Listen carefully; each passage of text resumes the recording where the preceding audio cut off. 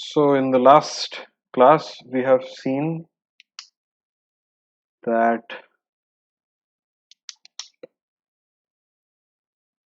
the governing equations are of the form e square of psi equals omega and e square of omega equals 0.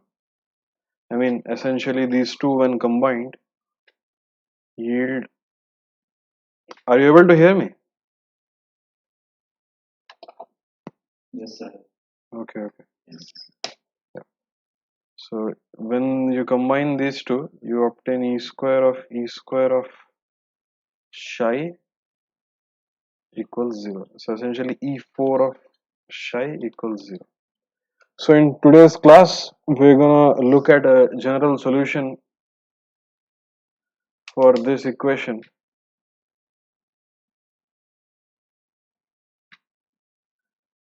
Because in the last class, we considered a very restricted problem of a flow past, not a flow past a sphere, but a flow around a moving sphere.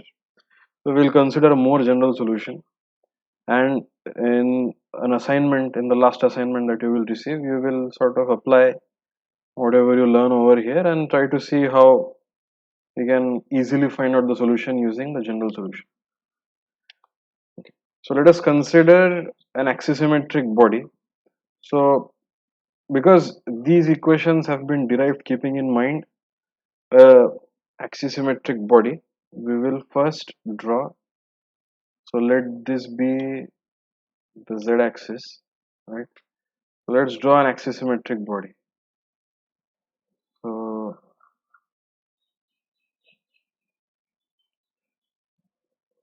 pardon my drawing, but let's say this is axisymmetric about the z-axis, right? And this over here is the angle theta.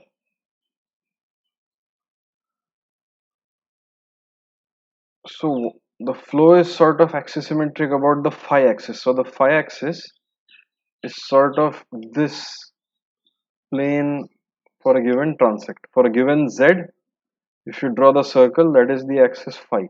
So flow sort of comes over here, goes over top and exits. So this is the kind of object we are going to consider. Let us write down the equation. So E square was del 2 del R2 plus sine theta upon R square del theta of 1 upon sine theta del theta. So let us try to convert this operator into a slightly simpler form. Let eta be cos theta. So del theta gets converted to del eta times d eta d theta. So this becomes del eta multiplied by minus of sine theta.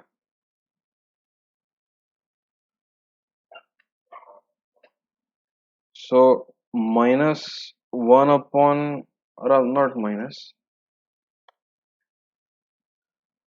so 1 upon sine theta del theta is equal to minus del eta.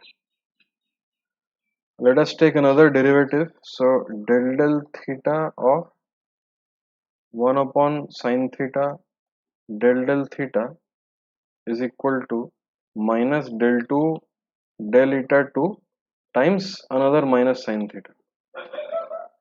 So this is equal to sine theta del 2 del eta 2. So if we look at this particular term, we can see that sine theta del theta of 1 upon sine theta del theta is gonna be equal to sine square theta del 2 by del eta 2. And because cos theta is equal to eta, so sine theta will become 1 minus eta square.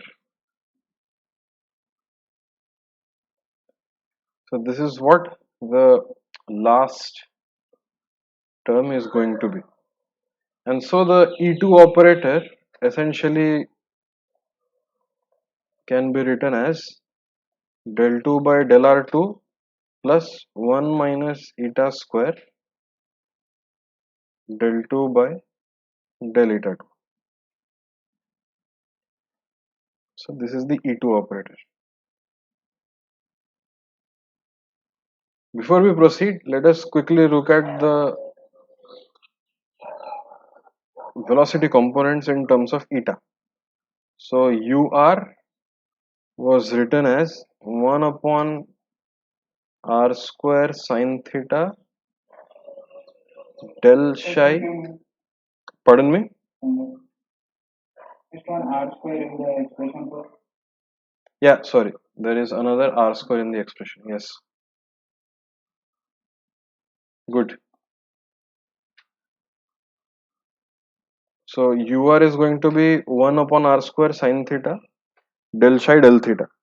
So in terms of eta, so we see that del theta, so 1 upon sine theta del theta is minus del eta. So this becomes minus 1 upon r square del psi by del eta, and u theta was equal to minus 1 upon r sine theta del psi by del r, and this will be equal to minus 1 upon r square root of 1 minus eta square del psi by del r.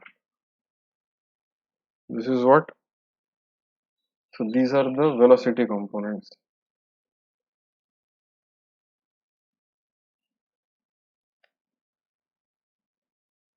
So now let us proceed with the the boundary conditions. I mean, just a quick consideration of what the boundary conditions will look like. So because the object is sort of symmetric, not sort of symmetric, it is symmetric. Let me just cut this object, take this object to the next page also.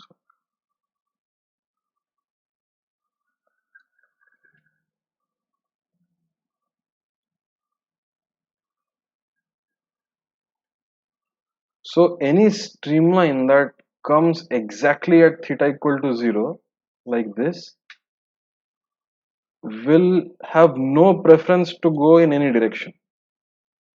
Okay. So essentially this implies that at theta equal to 0, u theta will be equal to 0.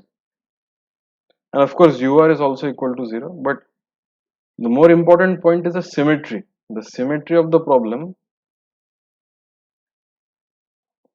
it dictates that at theta equal to 0, u theta will be 0. And because it's a zero Reynolds number flow, the same condition has to be satisfied at the trailing edge as well, if it's a symmetric body, axisymmetric body.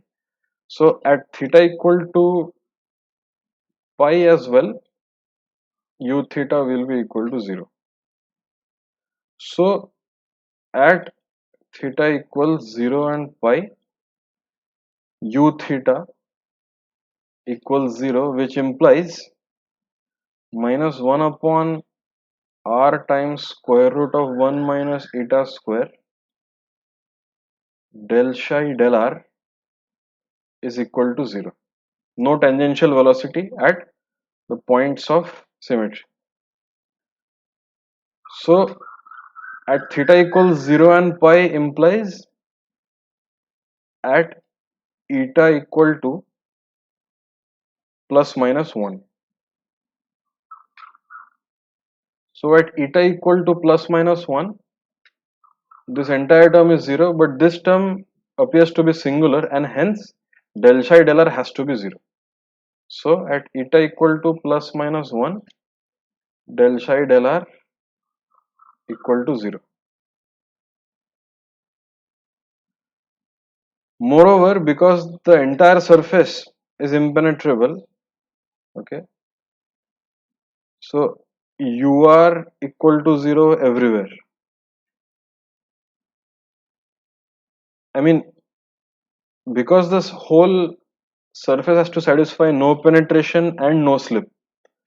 No penetration and no slip. So ur will be 0 and u theta will be 0, because any velocity component can be sort of comprised in terms of r and theta. So over here, the no penetration velocity will look like this, but it can be comprised of the ur component and the u theta component. It is like a basis for constructing any given velocity. So both of these components have to be 0. So del psi del eta is also going to be 0, and del psi by del r is also going to be 0. If both of them are 0, it means that psi equal to constant on the entire body. And for argument's sake, we can choose the constant to be 0. So psi equal to 0 everywhere, and additionally at both the poles also it's going to be 0. So psi equal to 0 at eta equals plus minus 1, but basically it's 0 everywhere. So these are just some considerations of symmetry, and we could have derived this later as well, but it's good to clear up what the physical situation looks like. Now, coming back to the governing equations, we have E2 of omega equals 0. Essentially, what is E2 of omega? Del 2 omega del R2 plus 1 minus eta square by R square del 2 omega del eta 2 equals 0. Let us say that omega is of the form capital R of as a function of R and capital H as a function of eta. If we substitute this variable separable form in the governing equation, we have H times d2 capital R dr2 plus 1 minus eta square upon R square capital R d2H d eta 2, and this is going to be 0. So we can rearrange. We take the R terms on one side and the H and eta terms on the other side. So R square upon capital R d2 capital R dr2 plus 1 minus eta square upon H d2H d eta 2 equals 0. Now this is going to be a function of R only, and this is going to be a function of eta only. So we have R square upon capital R d2R dr2 is equal to minus 1 minus eta square by H d2H d eta 2 is equal to a constant. Each has to be a constant. If each is a function of its own variable, then it has to be a constant.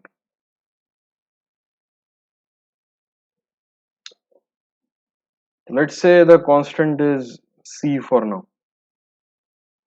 So the two equations that we have, R square d2R dr2 minus C times capital R is equal to 0, and 1 minus eta square upon H d2H d eta 2 plus C times H is equals to 0.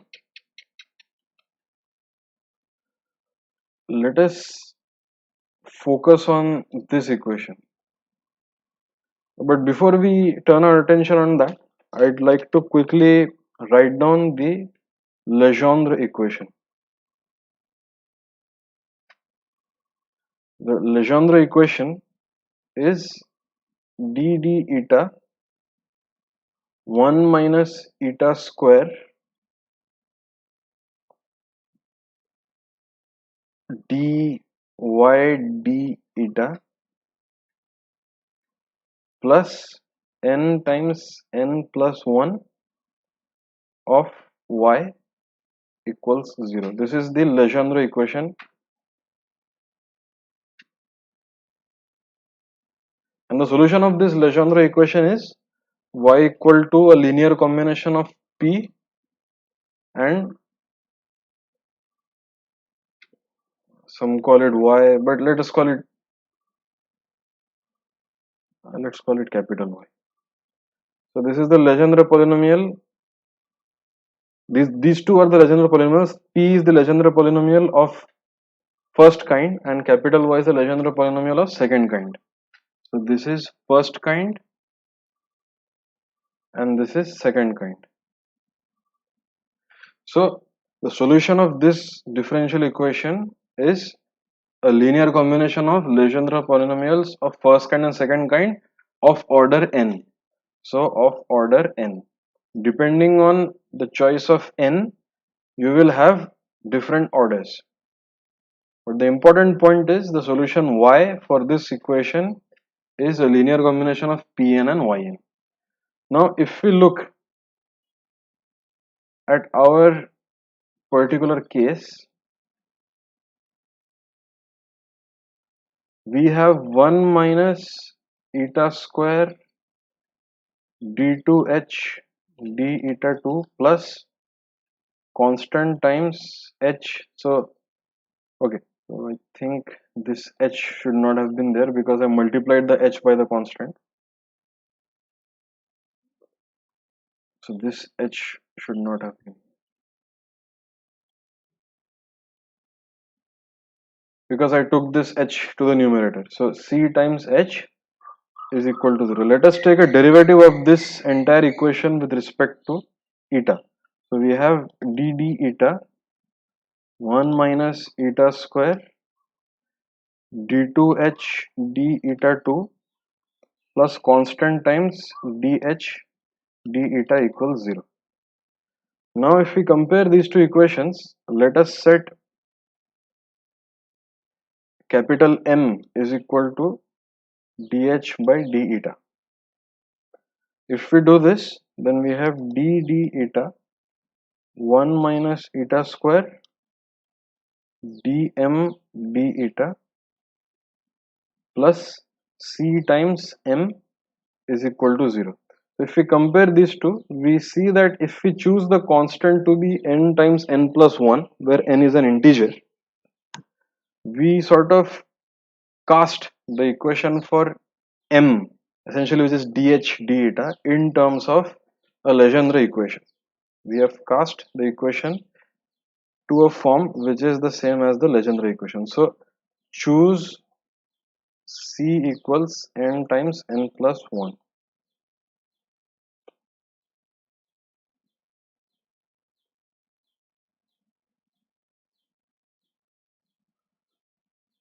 So d by d eta of 1 minus eta square dm d eta plus n times n plus 1 times capital M equals 0.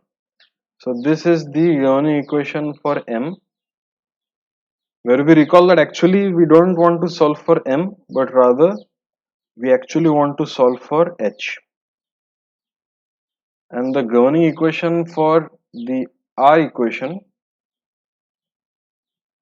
the governing equation for the R equation will be R square d2 r dr2 minus, so now the constant is n times n plus 1.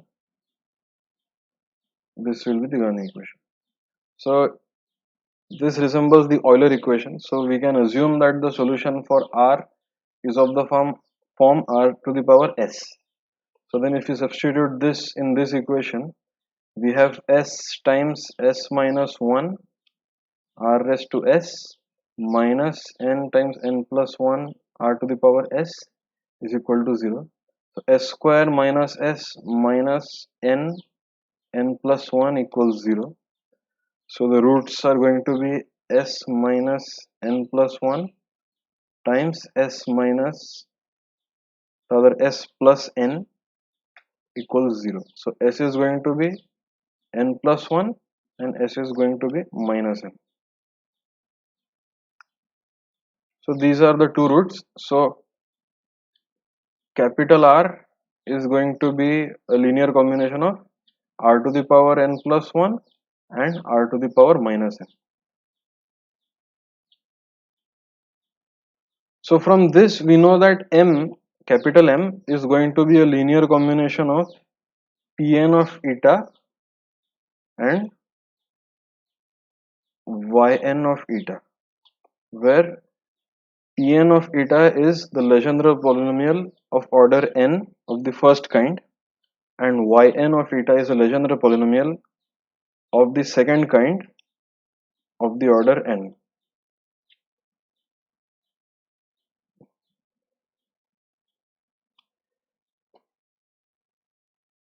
If you go to MATLAB and if you plot out the two Legendre polynomials, it's very easy. You just go to the doc file and see how to generate the Legendre polynomial over a domain. So eta will become some kind of linspace, and then you plot. You will see that Yn of eta suffers a logarithmic singularity at eta equals 0. But we obviously want that the solution be valid over the entire range of eta, that is minus 1 to 1. And therefore, the constant associated with this linear combination, because it will be some constant times Pn of eta plus another constant times Yn of eta, the constant associated with Yn will go to 0, because Yn suffers from a logarithmic singularity and we cannot allow for that singularity in the problem. So the solution for m is merely going to be in terms of the Legendre polynomial of the first kind of order n. So combining these two, before combining we have to actually obtain an expression for h. So dh by d eta will be Pn of eta. Okay, so h minus, if we integrate this, h minus h at 0 is going to be integral of Pn from minus, not 0, because eta varies from minus 1 to 1. So h minus h of minus 1 is going to be integral of Pn of eta prime d eta prime from minus 1 to eta, where eta prime is a dummy variable of integration. So it is integrated from minus 1 to eta. Now if we look at the condition over here, psi equals 0 at eta equal to plus minus 1, and the function h also has to be 0 at 1 and minus 1. So because h has to be 0 at minus 1, this goes to 0. So h will then become integral of minus 1 to eta Pn of eta prime d eta prime. Let us call this function as q. Let qn of eta be defined as integral of minus 1 to eta Pn of eta prime d eta prime.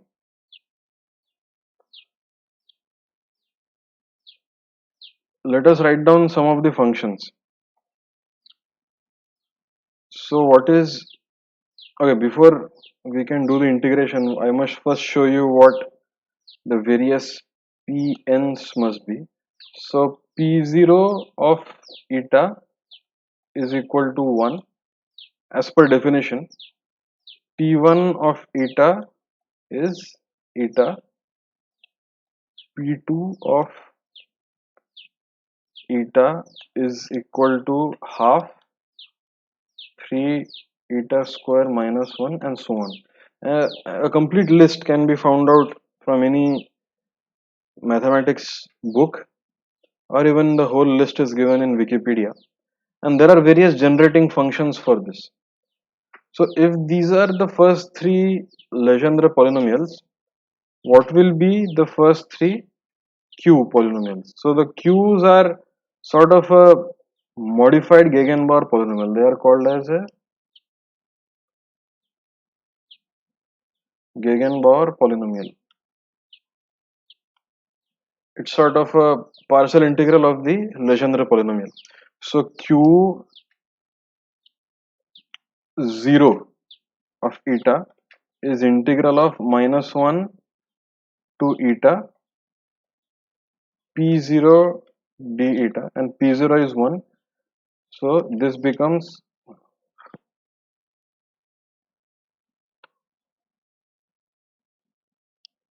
so because p0 is 1, this will become eta minus of -1. So this is eta plus 1. So when we substitute eta equals 1, obviously q1 is going to be equal to 2, q0 of 1, and it does not satisfy our requirement that h at both -1 and 1 have to be 0. So that is why q0 will drop out from the linear sum, okay, because q0 of -1 is not satisfying this, it will drop out.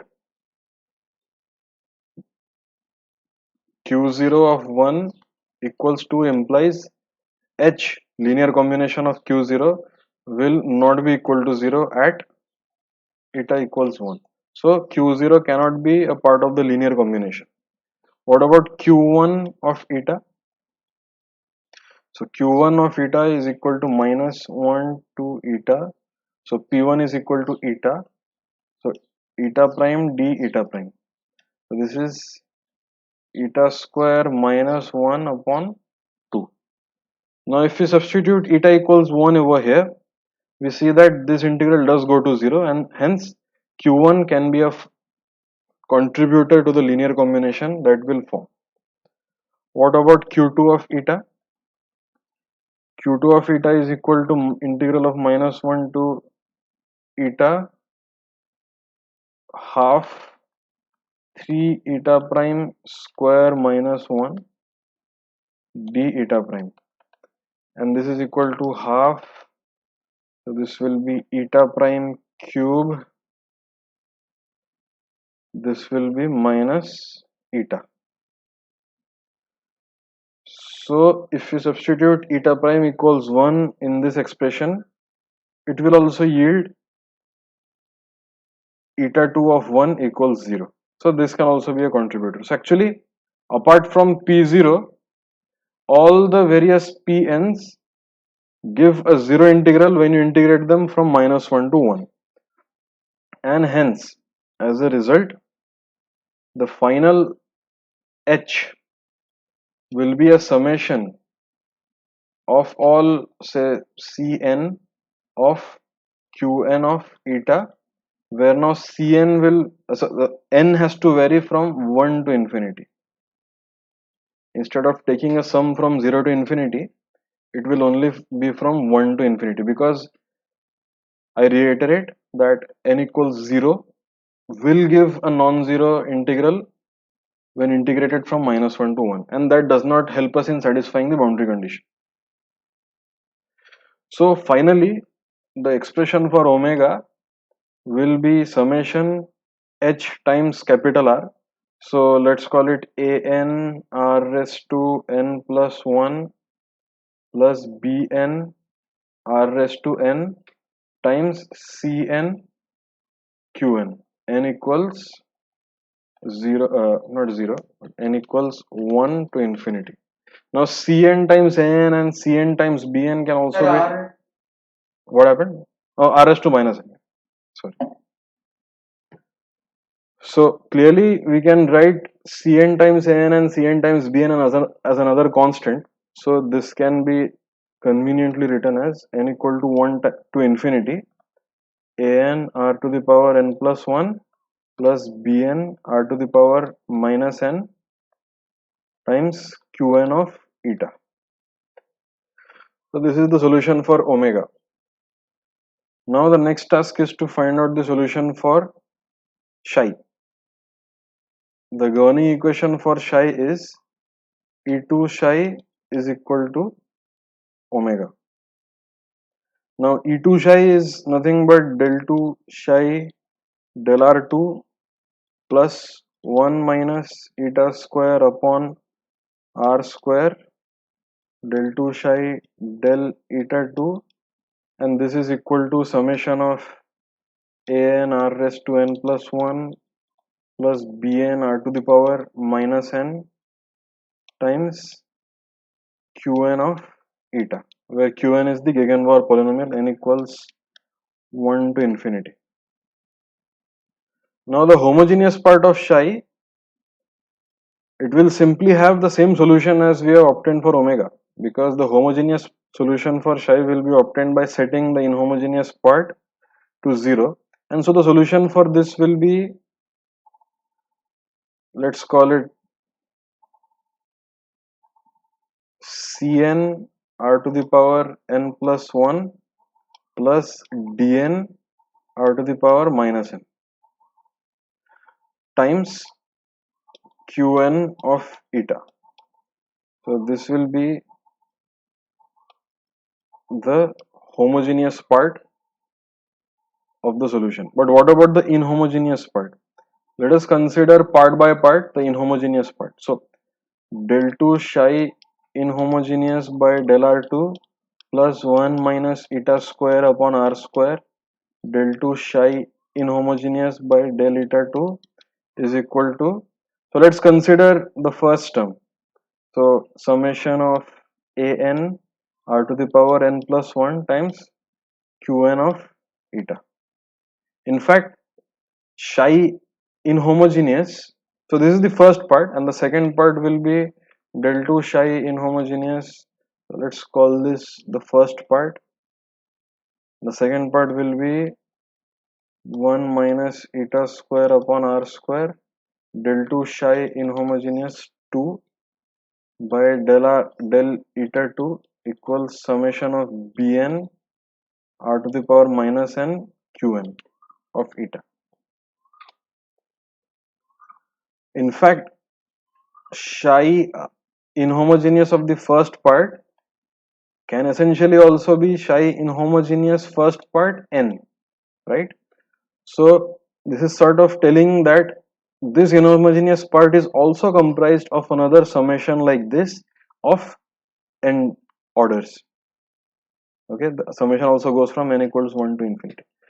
So let us say that the solution for psi inhomogeneous 1 n, psi inhomogeneous of the first part n, is of the form, say, g times r to the power lambda times qn of eta.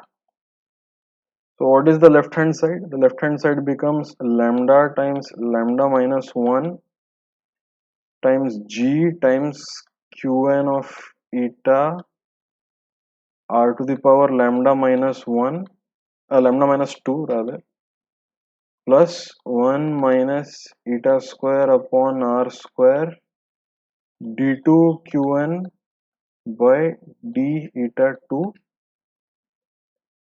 times r to the power lambda. So this is the left hand side. So what is this? So r to the power lambda minus 2 times g times lambda minus 1 times lambda qn of eta plus 1 minus eta square d2 qn d eta 2, and r to the power lambda minus 2 goes outside. So this is the left hand side. Now we must somehow write this equation in terms of qn, and that is very easy because let's go up and see. We have to go back to this equation. So h is sort of summation qn.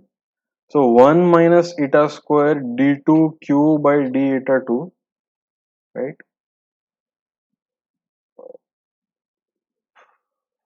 So from this equation, rather from this equation.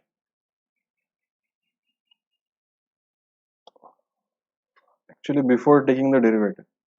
Before taking the derivative, this is the equation.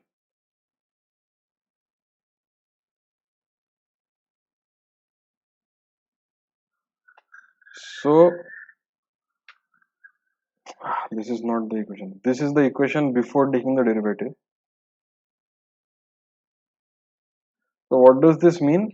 It means that 1 minus eta square d2qn d eta 2 plus n times n plus 1 qn equals 0. So 1 minus eta square d2qn d eta 2 is equal to minus of n times n plus 1 times qn. So let us substitute that.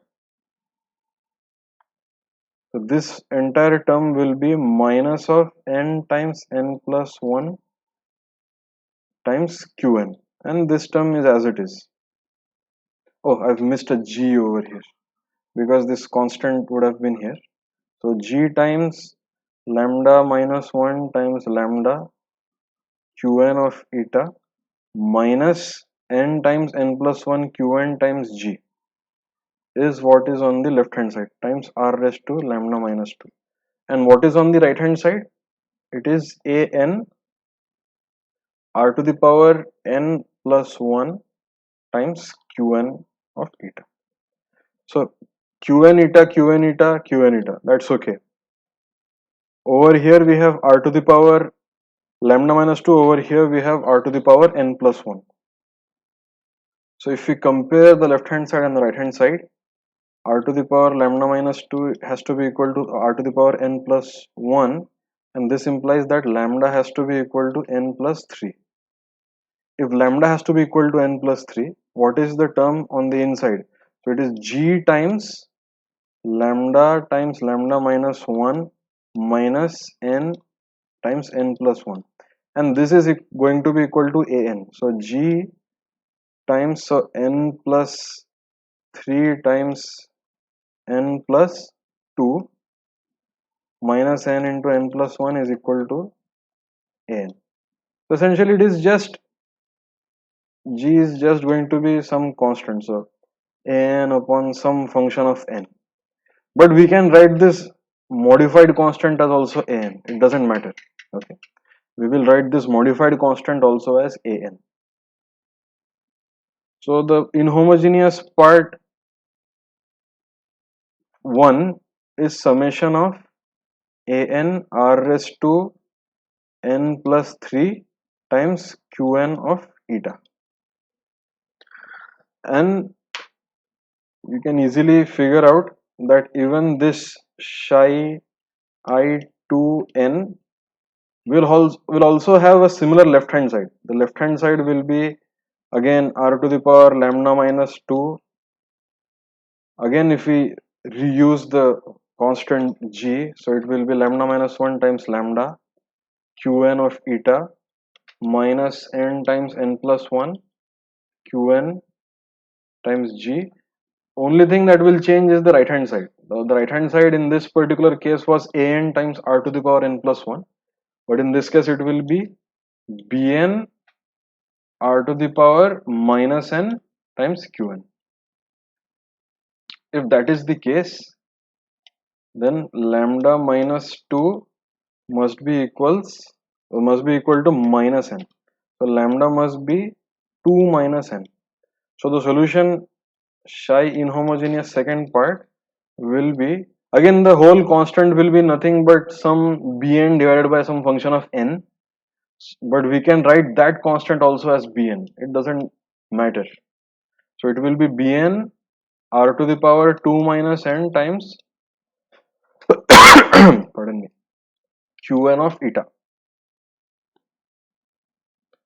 So finally, if we combine the inhomogeneous part, so the inhomogeneous solution is summation an r to the power n plus 3 plus bn r to the power 2 minus n times qn of eta, and the psi homogeneous part was summation of cn r to the power n plus 1 plus dn r to the power minus n times qn of eta.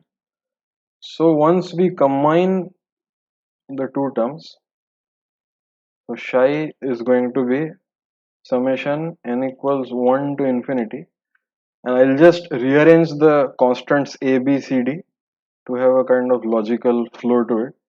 A n r to the power n plus 3 plus bn r to the power n plus 1 plus cn r to the power 2 minus n plus dn r to the power minus n, whole thing multiplied by the Gegenbauer polynomial of order n. So this is the final solution of the stream function for a general axisymmetric flow. Okay. Now once you actually do the same problem again, that is, try to do the same problem of flow over a flow in the vicinity of a moving sphere. So let us see some quick general considerations. So if you have the flow over a body, if you have the flow over a body where r is sort of 0 inside the body, right? R equals 0 is inside the body. I mean, it need not be always true. So the flow is sort of outside of this entity, and so the flow can go to r equals infinity, right? The flow can go to infinity outside the body.